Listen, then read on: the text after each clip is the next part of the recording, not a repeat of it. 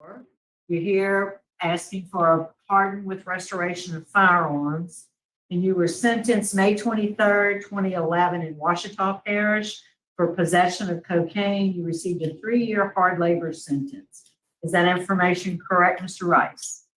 Yes, ma'am. All right. Would you answer Mr. Marabella, please? Good morning, Mr. Rice. How are you today? Good morning. I'm doing okay. And you? I'm doing fine, thank you. How old are you, Mr. Rice? I'm 37. Okay. What kind of work are you doing now? I'm a photographer and a filmmaker. Okay, and how long have you been doing that? 7 years now. Tell me, are you independent? You work independent or you work for a company? Who do you work for? Yes, sir. I'm independent and I get contracted out by certain companies to do like their documentary work and their photography jobs that, they can't pick up. So I'm independent, but I take on other jobs as well. Okay. Mr. Rice, why are you seeking a pardon? What about your job or your status that you have now that you require you to have a pardon? Tell me about that. What's the need for the pardon?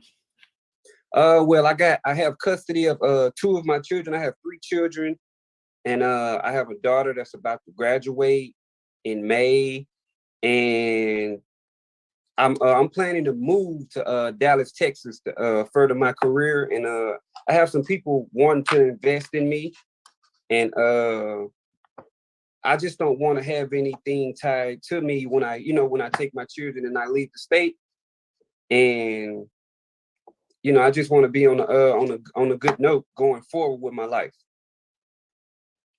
Does that require you to possess firearms? Why would you need firearms? Well, to possess a firearm, most of the work I do, like the documentary work, I have to travel in certain areas. Sometimes it's really bad. Sometimes,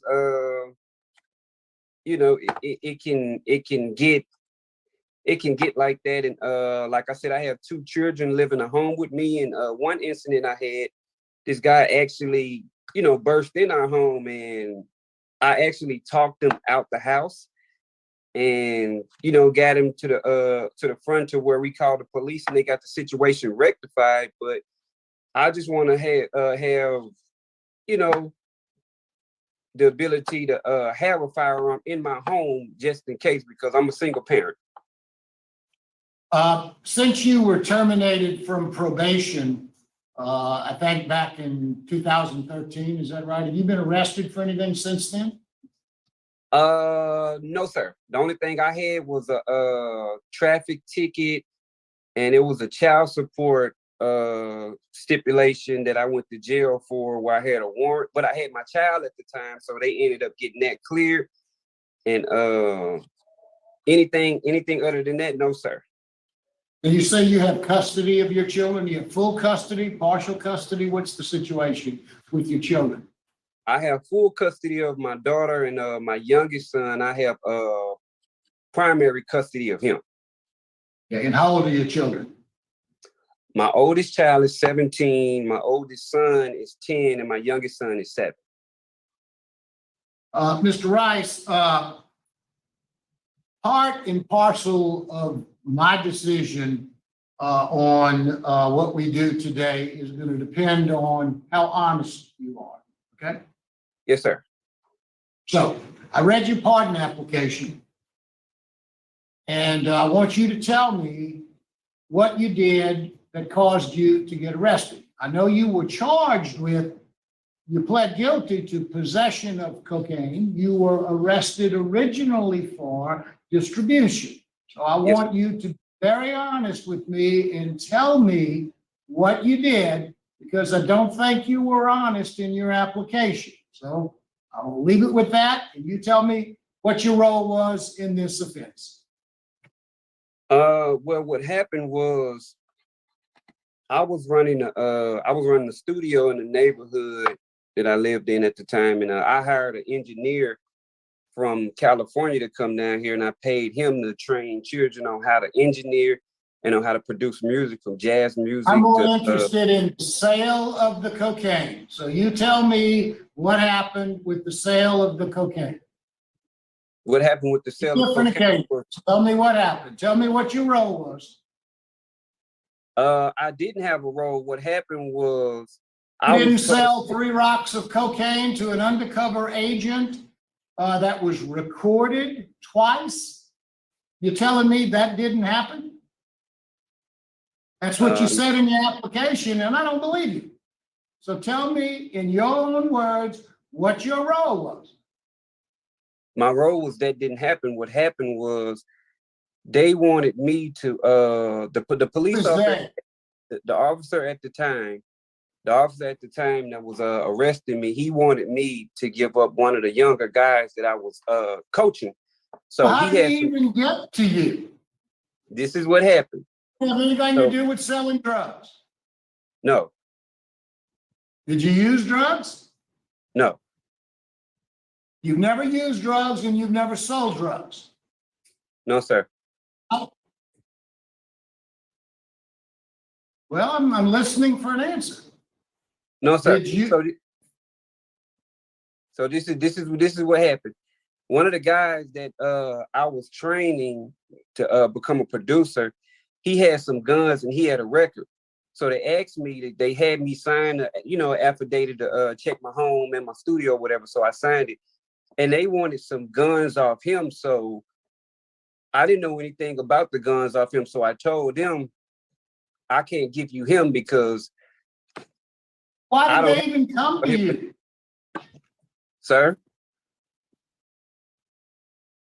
Mr. Rice, I've got a police report that says on 2 separate occasions, you sold cocaine to an undercover police officer. Now, you're telling me that police report is a lie? Yes, sir. If I could finish explaining what happened, I can explain how it happened. Okay. You pled guilty to 2 felony charges, and you didn't use drugs and you didn't sell drugs? No, sir. This is what happened in the neighborhood I was living in at the time. It was a very poverty-stricken and crime-infested neighborhood, and I built a studio in that neighborhood. So the thing about it was I was helping some of the kids, and some of the kids were into a lot of violence. They were into drugs, and a lot of them were at risk. A lot of them were just getting out of prison. So when I came back here from California, I had met a guy up there, and I hired the guy. And two of the children, they were teenagers at the time. They showed me pictures of them. They wanted them, and the officer, I'm going to be completely honest with you. The officer told me if I didn't give these 2 gentlemen up, that I was going to get charged with something. So what happened was on the second time they came back, I got called to the front of the area, and one of the officers asked me to see some of my funds. So I told him, okay, this is my rent money, but here you go. So when I came back, a month later. Guilty to 2 counts of possession of cocaine, Mr. Rice. Why did you plead guilty to those charges? When I pled guilty at the time, my lawyer told me that was my best out. So I asked her, I said, okay, I don't want to plead guilty because I didn't do anything. So why should I plead guilty? And she told me that they were going to sentence me to 5 years. And I was going to have to do 5 years. So I might as well take the probation. So I thought about it, and she wasn't working with me at the time. So I went ahead on and took the probation. It was 3 years with 2 suspended. So I ended up doing 2 years getting 2 years probation. And after the 2 years probation was up, that's when I was that's when I was. Tell me about your 2 arrests for domestic abuse battery. What were Okay, those? what happened with that was I was in a relationship with my oldest child's mother at the time. And I actually got hit. She hit me. So what happened was when the cops got called, I called the cops. They told me that since she called the On officer. both occasions? You got Yes, 2 sir. arrests. You got arrested in December of 2004 and January of 2005. You called the police on both occasions? No, she called she called the cops the first time. I called the second time because, she hit me. She hit me both times, but what they told me was that since she called the first time or whatever, I had to go. So the second time, both of us called and they took me anyway the second time. But my charges ended up supposedly getting dropped because she didn't show up for court, and they found it was found out that I was the victim in that situation. I got you. How about the 2 possession of marijuana charges you had in 2006 and 2008? I was in the car with someone, and I ended up taking that, and I had ended up getting a diversion for that. But I don't do drugs. You pled guilty to something you didn't do then, as well as the cocaine charges. Yeah, the cocaine charge or the marijuana. All right, Mr. Rice, that's really all the questions I have. I told you at the very beginning, I expected you to be honest with me, and I honestly don't believe you've been honest. So I'll leave it at that. That's all the questions I have. Thank you, Mr. Mayor. Okay, thank you. I don't see any other questions. Is there a statement, Mr. Rice, you'd like to make to the board before we vote? Well, the only statement I have is that when I was living, in that certain area at the time, I gotten into some trouble. I caught a couple of charges, and one of them, the marijuana charge, I actually forgot about that because I was helping at risk youth at the time. I had a studio, and the studio is still in the area. I closed it down, but I'm at a different place in my life now. I'm a filmmaker. I'm a photographer. I have my children. I'm a single parent, and I'm trying. But far as my possession of cocaine charge or distribution charge, that got put on me because of who I wouldn't give up. I wouldn't give up one of those children because I didn't have anything to give them, and it was kind of forcing my hand, and it was saying that I was selling crack, and I wasn't. I was running a studio. I came back down here from Los Angeles, California, to be with my mother and my family, and I ran a music studio, and that's all I was doing. I lost a lot of money, I lost a lot of time, but hey, I'm here and I'm still trying to move forward with my life from this day. I just want to get this behind me. And I appreciate you guys' time, and effort. I really do. All right. Well, thank you, sir. I think the board is prepared to vote. We'll start with Mr. Marabella. Mr. Rice, at the very beginning of this interview, I indicated to you I expected you to be honest with me, and however honest you were, that was going to be my vote. I'll tell you, my notes reflect, and this is the notes I put down here 3 days ago when I reviewed your file. I believe he's lying about his involvement. It depends on how his interview goes and how honest I believe he is, will be my vote. I think today all I heard was a lot of BS. I heard a man say, I didn't do nothing, I don't do drugs, I don't do any of that kind of stuff. And then all of a sudden, when these marijuana charges popped up, oh yeah, I took this, I did that, I did this, oh yeah, I forgot about that. I don't know that you know what's true, Mr. Rice, but I did not find you credible today. And my vote is going to be to deny you. Yes, sir, that's understandable. I understand everything you're saying. And like I said, I'm in a different Mr. Rice, place. just hold on. We got to finish voting. Ms. Jackson. Mr. Rice, Yes, ma'am. I'm on the fence, I really am, because I know how things happen. And I'm sure the studio was producing rap music, and I think that puts law enforcement on high alert. A lot of times people in that business get targeted just because of the nature of the business. I understand that. I've seen that happen. I guess the thing that sticks out in my mind is, in spite of all of this that's been brought up about you, a judge gave you full custody of your children. Yes, ma'am. And that says something about you as a person that a judge would entrust you with full custody of your children. You have accomplished some things. You're still a young man, and there's still opportunities for you going forward. I'm only one vote. I don't think you need a firearm. I think having a firearm really puts you at greater risk than it makes you more safe. For instance, had you had a firearm when that person barged into your home, there might have been a different outcome, but because you didn't have a firearm, you had to resort to handling the situation, by talking the person down and de-escalating the situation. A firearm never de-escalates anything; it just raises the stakes. So my vote today would be to recommend pardon, but without restoration of firearm rights. Mr. Rushing? Mr. Rice, Yes, sir. good morning. Good morning. Mr. Rice, I'm of the opinion that a judge would not give you custody of your two youngest children.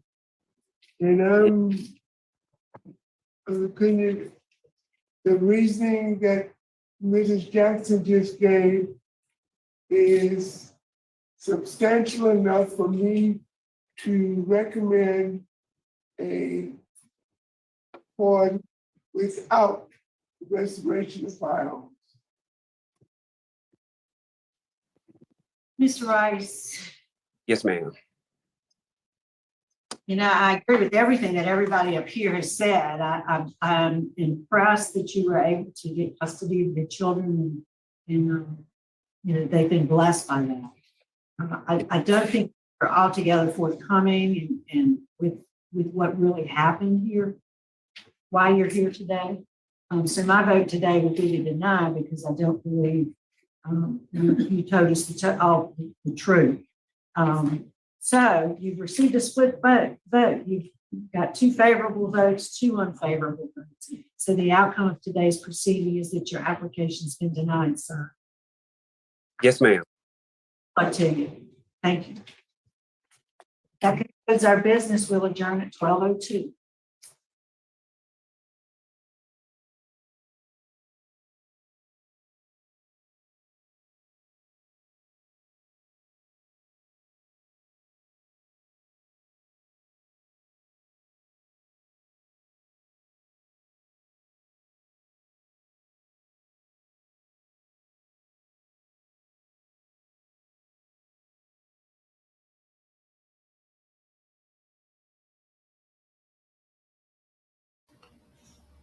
Okay, so let's unpack this. I'm man, I'm surprised that Mr. O'Shea, Miss Jackson, sometimes you get this. So, but I was surprised initially that she would grant, but let's keep in mind that it's a 4-panel board. This is it needs to be unanimous because of that. If it was 5-panel, you can have 1 deny. So it's possible that they were trying to be kind and to send, I mean, if you want to take a step back, he did have a terrible interview, and we'll go over all of that. But like they said, the judge gave him custody, and he's trying to do better, and he's staying out of trouble. So you don't need to beat the horse to death or kick him while he's down. Beat the horse to death. Beat a dead horse, or kick him while he's down. And in that sense, I can understand the grants, right? Because he's trying. But it doesn't take away from the fact that it was a bad interview. I still felt myself kind of rooting for him. There's something likable about him, at least for me. But it was a bad interview because he's either lying or he's like the unluckiest guy that we've seen show up, and it's hard to go in that boat that he's the unluckiest guy. I mean, he has a situation where he's locked up for an unpaid child support. He's locked up. I mean, he gets thrown into jail. And then they say, well, he has custody. It's a mistake. So those things happen. They weren't holding him accountable. But that's a pretty unlucky experience to have, right? You have custody of the kids. Cops come and you put in handcuffs, that embarrassment, that all that headache, and who knows what else he had to go through because of that. That's just one incident. He has the other incident where he has a studio. On the police report, it says that he was caught in a sting operation dealing. He claims that there were kids that he wouldn't give up. That makes no sense to me at all. What essentially would be happening is that he would be claiming that the police lied on the police report. It wasn't really him, which is possible. It's, police do lie, and it's Louisiana. But then he gets a deal where he doesn't have to serve prison time, so he just signs it. But still, I mean, the idea why his story is that he wouldn't turn in the kids, it's like, that's just the dumbest thing I've heard. Like, maybe there was pressure, maybe they were popular rappers in the community, and he felt pressure to take the. It's hard to understand it because they're younger than him and whatever. So that's one. Then the next one is there are 2 DV charges, which, of course, in standalone situation, it can happen. He claims he was the victim. That can happen. It's possible. We see it happen. But again, he gets arrested. Imagine if she hits him, she lies and then he finds himself in jail again. Woe is me. Like, I mean, he's the kid that continues to get locked up for things he hasn't done. Cops framing him. I mean, then you have the marijuana story where he insists that he was just in the car. So we would be looking, if you want to believe him, they need to make a movie on this guy, which is the irony of it. He makes movies, because if this is the truth, he really is the unluckiest guy who has gotten locked up, arrested, and all these things over and over and over again for crimes he hasn't committed. And when I just say that out loud to you guys, I can't believe his story. It's just the odds. I mean, it's like, okay, it can happen, but it happens 1, 2, 3, 4, 5 times. Whew. It was a bad interview. If you want to get your rights restored for firearms in Louisiana, the best thing to do is to just say, I want it for protection. You don't want to give a story how someone came in the house, and because then you'll have it brings up what Miss Jackson said. Well, that could have over escalated it, and I'm the whole I think we should have our rights and choices to protect ourselves, but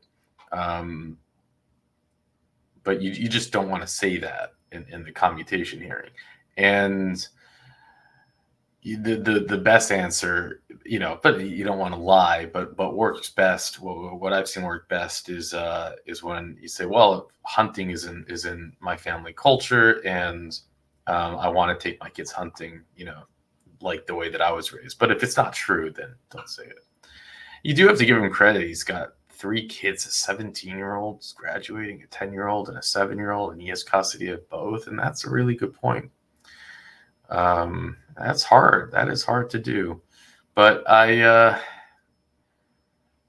even with all is said and done, I kind of liked him. But hopefully he'll reapply. I mean, so I like to share something usually when I do this, more than just my unpacking. And so I was curious what it was like to apply for an application for commutation. So we can touch on that for a second. And I don't say this much, but please do like and subscribe. It actually does help the algorithm thing. I don't say it ever. It kind of annoys me to say it because it's like everyone says it, and does it really work? It just feels so like tacky. But I had my first call today with a YouTube rep. They finally gave me a rep. So up until now, I've just been, there's no attention. I want to get help from YouTube. I get like the standard like AI bot to respond or someone. It's a terrible experience. And they finally reached out to me and said, we're going to assign you a rep. I met her today. She's going to be assigned to me for 6 months. We'll do a call a week, I think. And I'm really excited about that. It's validating that they're actually, assigning someone to help. And she's going to educate me on all the things that I can do to improve. I'm able to ask questions that I have. So I got a human I can talk to. So I'm quite excited about this. Wanted to share it with you guys. And for those of you who are still here watching, I know you're the most loyal, most click off 10 minutes ago. So application for a pardon.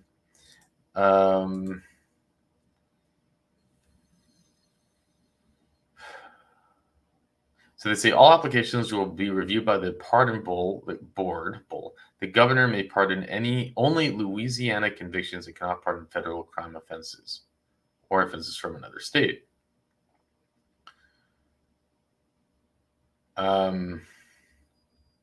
They use a two-step process for pardon review. The first stage is qualification review. During stage 1, the pardon board will conduct a review of the application as well as any other materials which may be submitted to the board for review to determine if this merit and should be passed. Pardon stage 2 would be the pardon hearing. So all the hearings that we're seeing have passed stage 1. The offender will be assessed a fee in the amount of $150 payable to the Department of Public Safety and Corrections. After the clemency investigation is complete and the case docket, the offender will have a personal appearance with the board. It is important that each question of the application is complete, so they have to fill out a form. Okay. Now eligibility. So you have been convicted of a violation of Louisiana law, felony or misdemeanor. Well, that makes sense. If you want to pardon, okay. You have no pending charges, outstanding detainers, or any, I don't know what this word is. Pecuniary? Pecuniary? Anyone know? What is this? Pecuniary? Pecuniary? Penalties or liabilities which total more than $1,000. Criminal conviction or traffic infraction. You have paid all court costs which were imposed. You have paid all victim restitution. You have no civil judgments. You are not currently in jail or prison. I love I love that they feel they have to say that. That's like what? I mean, wouldn't that by default, like no pending charges, wouldn't that by default, like E seems a little ridiculous and redundant. So if you have discharged all sentences, including type of supervision, you cannot have been considered pardoned within 2 years. So he's got 2 more years he can reapply. This hearing took place in 2022. So we might see him this year. I hope we do.